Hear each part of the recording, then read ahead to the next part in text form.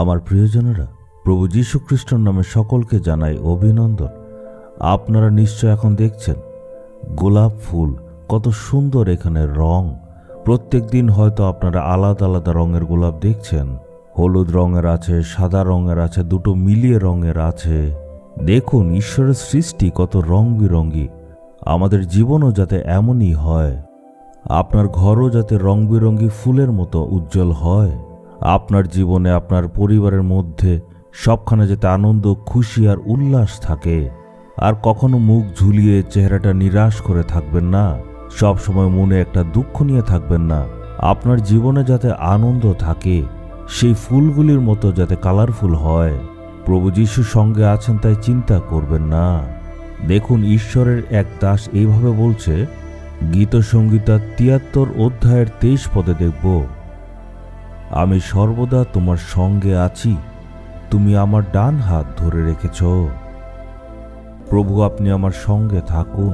আমরা তো এটাই চাই যাতে ঈশ্বর আমাদের সঙ্গে সঙ্গে থাকেন। আগে আমাদের প্রভুর সাথে থাকতে হবে, তবেই তো প্রভু আমাদের সাথে থাকবেন। এখানে ঈশ্বর দাস বলছে, হে প্রভু আমি সর্বদা তোমার সঙ্গে আছি। আপনি এমন বলবেন? অনেকে শুধু রবিবারে ঈশ্বরের সঙ্গে থাকে, তারপরে ছেড়ে দেয়। অনেকে প্রার্থনা সবার সময় ঈশ্বরের সঙ্গে থাকে, তারপরে চলে যায়। তারা বলে জগতের কাজ রয়েছে, পরিবারকে সামলাতে হবে। কিন্তু আপনার এটা শিখতে হবে যাতে আপনি প্রভুর সঙ্গে সঙ্গে নিজের জীবনটা কাটাতে পারেন।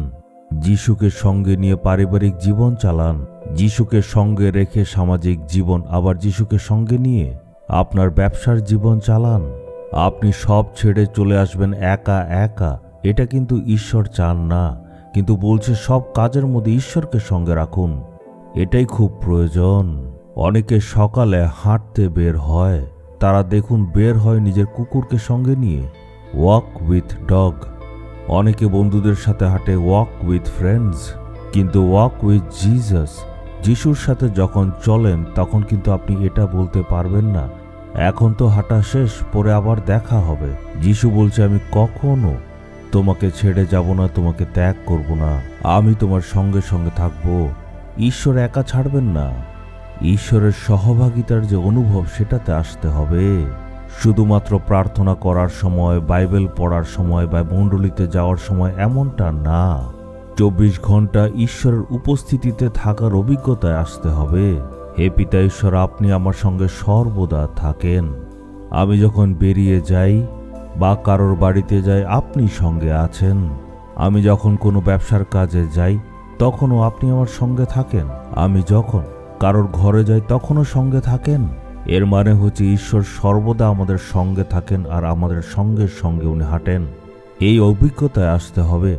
সংসারের যে লোকেরা, তাদের মানসিকতা হচ্ছে অল্প কিছুক্ষণ পুজো করব, তারপর নিজের পথে চলে যাব, এমন যাতে আমরা না হই।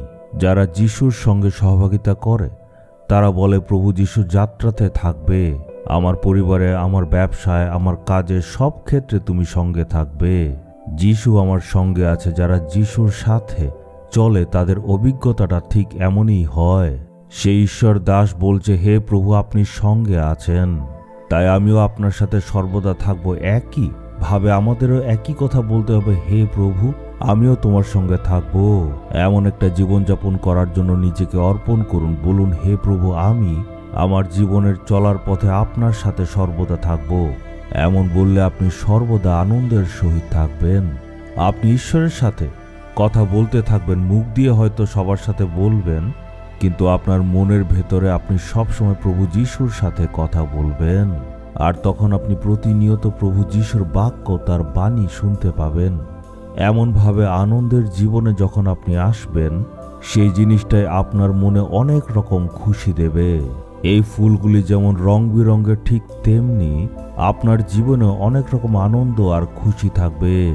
আপনি কি আজ বলবেন, হে প্রভু আমি সঙ্গে থাকতে চাই, আপনি সঙ্গে থেকে আমাদেরকে পথ দেখান, আমি আপনার থেকে কখনো আলাদা হব না। আর আজকে আমার চিন্তাধারা সবকে আপনার কাছে অর্পণ করি, প্রভু যিশুর নামে। Amen, amen.